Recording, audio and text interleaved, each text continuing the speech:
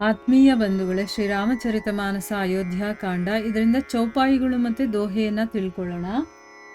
ರಾಜ ಕಾಜ ಸಬ್ ಲಾಜಪತಿ ಧರ್ಮ ಧರಣಿ ಧನ ಧಾಮ ಗುರು ಪ್ರಭಾವು ಪಾಲಿಹಿ सबहि भल होइहि परिणाम सहित समाज तुम्हार हमारा घर बन गुरु प्रसाद रखवारा मातु पिता गुरु स्वामी निदेसु सकल धर्म धरनी धर सेसु सो तुम करहु करावहु मोहु तात तरनी कुल पालक होहूँ साधक एक सकल सिद्धि देनी कीरति सुगति भूतिमय बेनी सो बिचारी सही संकटु भारी करहु प्रजा परिवारु सुखारी बाटी विपति सबहि मोहि भाई तुम्हि अवधि भरी बड़ी कठिनाई जानी तुम्हि मृदु कहूँ कठोरा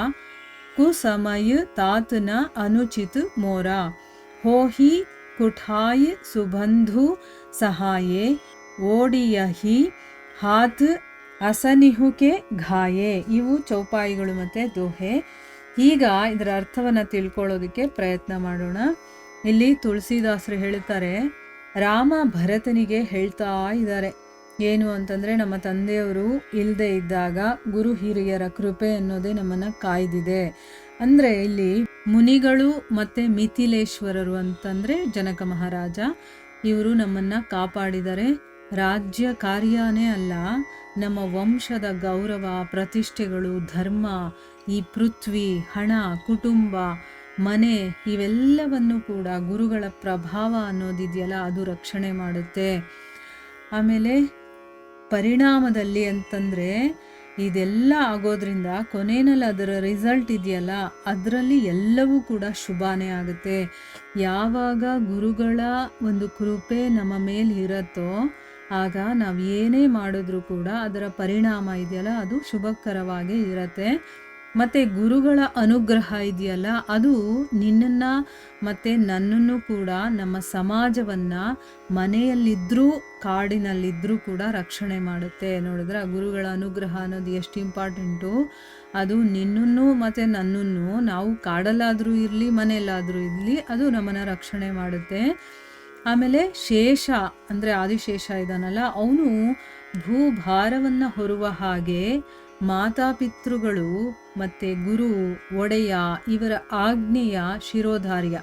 ಅಂದರೆ ಏನು, ಹೇಗೆ ಭೂಭಾರವನ್ನು ಶೇಷ ತನ್ನ ತಲೆ ಮೇಲೆ ಹೊತ್ಕೊಂಡಿದ್ದಾನೋ ಅದೇ ರೀತಿ ನಮ್ಮ ತಂದೆ ತಾಯಿಗಳು ಹೇಳಿದಂತಹ ಮಾತಿದೆಯಲ್ಲ ಅದು, ಮತ್ತು ಗುರುಗಳು ಹೇಳೋದು, ಮತ್ತು ನಮ್ಮ ಒಡೆಯರು ಅಂತಂದರೆ ನಮ್ಮ ಸ್ವಾಮಿ ಅಂತ ಹೇಳ್ತೀವಲ್ವ, ಅವರು ಏನು ಆಜ್ಞೆ ಕೊಡ್ತಾರೋ ಅದನ್ನು ತಲೆ ಮೇಲೆ ಹೊತ್ಕೊಂಡು ನಾವು ಮಾಡೋದಿದೆಯಲ್ಲ ಅದೇ ಅತ್ಯುತ್ತಮವಾದಂತಹ ಧರ್ಮ ಅಂತಂದ್ಬಿಟ್ಟು ಹೇಳ್ತಾ ಇದ್ದಾನೆ. ಅದರಿಂದನೇ ಮಗು, ನೀನು ಸೂರ್ಯ ಕುಲ ರಕ್ಷಕನಾಗುವಂತಹ ಕೆಲಸವನ್ನು ಮಾಡು. ಯಾಕಂದರೆ ಇವಾಗ ನಿನ್ನ ಮೇಲಿದೆ ಡಿಸಿಷನ್ ತಗೊಳ್ಳುವಂಥ ಒಂದು ಕೆಲಸ. ನೀನು ಹೇಳಿದಾಗೆ ಮಾಡಬೇಕು ಅಂತ ಗುರುಗಳ ಆಜ್ಞೆ ಆಗಿದೆ. ಸೊ ನನಗೆ ನಿನ್ನ ಮೇಲೆ ತುಂಬಾ ನಂಬಿಕೆ ಇದೆ. ಈಗ ನಾವು ನಮ್ಮ ತಂದೆ ತಾಯಿಗಳು ನೋಡಿ, ಇಲ್ಲಿ ಇಂಡೈರೆಕ್ಟಾಗಿ ಹೇಳ್ತಾ ಇದ್ದಾನೆ, ನಮ್ಮಪ್ಪ ನನ್ನನ್ನು ಕಾಡಿಗೆ ಕಳಿಸಿದ್ದಾರೆ, ನೀನು ವನವಾಸಕ್ಕೆ ಹೋಗು ಅಂತಂದ್ಬಿಟ್ಟು. ಸೊ ಅವ್ರ ಮಾತನ್ನು ನಡೆಸ್ಕೊಳ್ಳೋದಕ್ಕೋಸ್ಕರ ನಾನು ಇಲ್ಲಿ ಬಂದಿದ್ದೀನಿ. ಸೊ ಅದು ನಿಜವಾಗ್ಲೂ ಒಳ್ಳೆಯ ಧರ್ಮ. ಯಾಕಂದರೆ ತಂದೆ ಆಜ್ಞೆ ಕೊಟ್ಟಿದ್ದಾರೆ, ತಾಯಿಯ ಇಚ್ಛೆ ಕೂಡ ಇದೆ. ಮತ್ತು ಗುರುಗಳು ಅಲ್ಲಿ ಯಾವತ್ತೂ ನೀನು ಹೋಗಬೇಡ ಅಂತ ಹೇಳಿಲ್ಲ, ಅವರು ನಿನ್ನ ಕರ್ತವ್ಯ ಮಾಡು ಅಂತಲೇ ಹೇಳಿದ್ದಾರೆ. ನಮ್ಮ ಒಡೆಯರು ಅಥವಾ ಸ್ವಾಮಿ ಅಂತಂದರೆ ನನಗಿಂತ ಮೇಲ್ಪಟ್ಟದಲ್ಲಿರೋರು ಅಂಥವ್ರು ಯಾರಾದರೂ ಏನಾದರೂ ಹೇಳಿದಾಗ, ನಾನು ಯಾರನ್ನು ಸ್ವಾಮಿಯ ಒಡೆಯ ಅಂತ ಅಂದ್ಕೊಂಡಿದ್ದೀನೋ ಅವ್ರು ಏನಾದರೂ ಆಜ್ಞೆಯನ್ನು ಕೊಟ್ಟಾಗ ಅದನ್ನು ಶಿರೋಧಾರ್ಯ ಅಂತಂದರೆ ಏನು, ಅದು ನನ್ನ ತಲೆ ಮೇಲೆ ಹೊತ್ಕೊಂಡು ನಾನು ಮಾಡಬೇಕಾಗಿರುವಂಥ ಕೆಲಸ.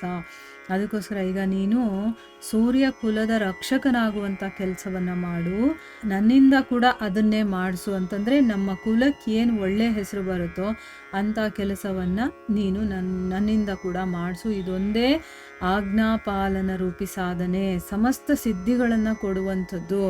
ಅಂದರೆ ಆಜ್ಞೆಯನ್ನು ಪಾಲನೆ ಮಾಡೋದಿದೆಯಲ್ಲ ಅದೇ ಒಂದು ಸಾಧನೆ, ಮತ್ತು ನಮಗೆಲ್ಲ ರೀತಿಯ ಒಂದು ಸಿದ್ಧಿಗಳನ್ನು ಕೊಡುತ್ತೆ. ಈಗ ತಂದೆಯವರ ತಾಯಿಯವರ ಇಚ್ಛೆನೇ ಅದಾಗಿತ್ತು, ಗುರುಗಳು ಕೂಡ ಅದನ್ನು ಒಪ್ಕೊಂಡಿದ್ದಾರೆ, ಆ ಕೆಲಸವನ್ನು ನಾನು ಮಾಡೋದಕ್ಕೆ ಬಂದಿದ್ದೀನಿ. ಸೊ ನನ್ನ ಧರ್ಮ ಏನು, ನಿನ್ನ ಧರ್ಮ ಏನು, ಯಾವುದು ಎಲ್ಲರಿಗೂ ಒಳಿತಾಗುತ್ತೋ ಅಂಥ ಕೆಲಸಗಳನ್ನು ನೀನು ಮಾಡಬೇಕು, ನನ್ನ ಕೈಯಿಂದನೂ ಮಾಡಿಸ್ಬೇಕು. ಮತ್ತು ಈ ರೀತಿ ಮಾಡೋದಿದೆಯಲ್ಲ, ಇದು ಕೀರ್ತಿಯನ್ನು, ಸದ್ಗತಿಯನ್ನು, ಐಶ್ವರ್ಯ ಇವುಗಳನ್ನು ಅನುಗ್ರಹಿಸುವಂಥ ತ್ರಿವೇಣಿ ಸಂಗಮವಾಗಿದೆ. ಇದನ್ನು ಯೋಚಿಸಿ, ಒಂದು ದೊಡ್ಡ ಸಂಕಟವನ್ನು ಸಹಿಸ್ಕೊಂಡಾದರೂ ಕೂಡ ಪ್ರಜೆಗಳಿಗೆ, ಪರಿವಾರದವರಿಗೆ ಸುಖ ಕೊಡಬೇಕು ಅಂಥ ಒಂದು ಕೆಲಸವನ್ನು ಮಾಡಬೇಕು. ಈಗ ಸುಖ ಕೊಡುವಂಥದ್ದನ್ನು ಮಾಡಬೇಕು. ಈಗ ನೋಡಿ, ಈ ಕೆಲಸಗಳನ್ನು ಮಾಡೋದ್ರಿಂದ ನಮಗೆ ಕೀರ್ತಿನೂ ಸಿಗಬೇಕು, ಸದ್ಗತಿನೂ ದೊರಿಬೇಕು, ಮತ್ತು ಐಶ್ವರ್ಯ ಎಲ್ಲವನ್ನ ಅನುಗ್ರಹಿಸುವಂಥ ತ್ರಿವೇಣಿ ಸಂಗಮ. ಅದಕ್ಕೆ ನೀನು ಚೆನ್ನಾಗಿ ಯೋಚನೆ ಮಾಡು. ಈಗ ದೊಡ್ಡ ಸಂಕಟ ಅಂತಂದರೆ ಯಾವುದು? ನನ್ನ ವಿರಹವನ್ನು, ಅದನ್ನು ಸಹಿಸ್ಕೊಳ್ಬೇಕಾಗಿದ್ರೂ ಪರವಾಗಿಲ್ಲ.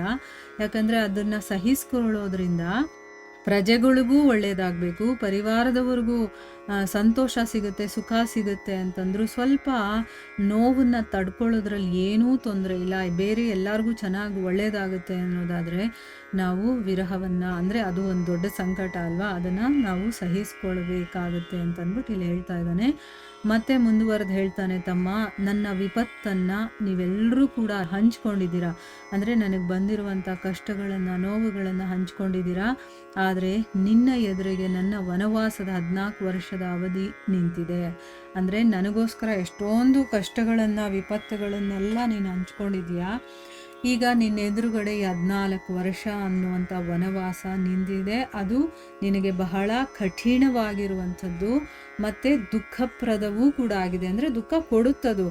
ನೀನು ಮೃದು ಮನಸ್ಸಿನವನು ಅಂತ ಗೊತ್ತಿದ್ರೂ ಕೂಡ ನಾನು ಕಠೋರ ವಚನಗಳನ್ನೇ ಆಡ್ತಾ ಇದ್ದೀನಿ. ಅಂದರೆ ನೀನು ನನ್ನನ್ನು ಬಿಟ್ಟಿರಲೇಬೇಕು ಅನ್ನುವಂಥ ಮಾತು ಕಠಿಣವಾಗಿರುವಂಥದ್ದು ನಿನ್ನ ಮೃದು ಮನಸ್ಸು ತಡ್ಕೊಳ್ಳಲ್ಲ ಅಂತ ಗೊತ್ತು. ಆದರೂ ನಾನು ಹೇಳಲೇಬೇಕಾಗಿದೆ. ಮಗು, ಕೆಟ್ಟ ಕಾಲದಲ್ಲಿ ಇಂಥದ್ದೇನೂ ಅನುಚಿತವಲ್ಲ. ಯಾಕೆ ಅಂತಂದರೆ ವಜ್ರ ಪ್ರಹಾರವನ್ನು ಕೈಯಿಂದಾನೇ ತಡೆಯೋ ಹಾಗೆ ಕಷ್ಟ ಕಾಲದಲ್ಲಿ ಉತ್ತಮರಾದಂತಹ ಸೋದರರೇ ಸಹಾಯಕ್ಕೆ ನಿಲ್ಲುವಂಥದ್ದು. ಅಂದರೆ ಇವಾಗ ನೀನು ಆ ಕಷ್ಟ ಅನ್ನುವಂಥದ್ದು ಬಂದಿದೆಯಲ್ಲ, 14 ವರ್ಷ ನಾನು ಬಿಟ್ಟಿರಬೇಕು ಅನ್ನುವಂಥ ಒಂದು ಕಷ್ಟದ ಕೆಲಸ ಅನ್ನೋದು ನನಗೆ ಗೊತ್ತಿದೆ. ಆದರೂ ಕೂಡ ಕೆಟ್ಟ ಕಾಲದಲ್ಲಿ ಇದೆಲ್ಲ ಬರೋದು ಸರಿಯಾಗೇ ಇದೆ, ಏನು ಮಾಡೋಕ್ಕಾಗಲ್ಲ, ಬಂದೇ ಬರುತ್ತೆ. ನೋಡಿ, ವಜ್ರದ ಪ್ರಹಾರವನ್ನು, ವಜ್ರಾಯುಧ ಇದೆಯಲ್ಲ, ಅದು ತುಂಬ ಶಕ್ತಿ ಇರುವಂಥ ಒಂದು ಆಯುಧ. ಅದು ಆ ಪ್ರಹಾರವನ್ನು ಕೈಯಿಂದ ತಡೆಯೋ ಹಾಗೆ ಈ ಒಂದು ಕಷ್ಟ ಕಾಲದಲ್ಲಿ ಏನೇ ಕಷ್ಟಗಳು ಬಂದರೂ ಕೂಡ ಅಣ್ಣ ತಮ್ಮಂದರು, ಸೋದರರು ಒಬ್ರಿಗೊಬ್ರು ಆಗೋದು. ಅದಕ್ಕೆ ಸಹಾಯಕ್ಕೆ ಬೇರೆಯವರು ಯಾರೂ ಬರೋದಿಲ್ಲ, ತಮ್ಮ ಒಡ ಹುಟ್ಟಿದವರೇ ಬರೋದು ಅನ್ನೋದನ್ನ ಇಲ್ಲಿ ಇಂಡೈರೆಕ್ಟಾಗಿ ಹೇಳ್ತಾ ಇದ್ದಾನೆ. ನೀನು ನನಗೆ ಕಾಡಲ್ಲಿರೋದಕ್ಕೆ ಬಿಡು, ನಮ್ಮ ತಂದೆಯ ಮಾತನ್ನು ನಡೆಸ್ಕೊಡೋದಕ್ಕೆ ನನಗೆ ದಾರಿ ಮಾಡಿಕೊಡು.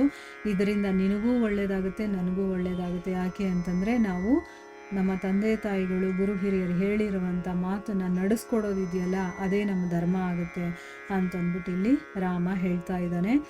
ಇಲ್ಲಿಗೆ ನಾವು ನಿಲ್ಲಿಸೋಣ. ಹರೇ ಕೃಷ್ಣ.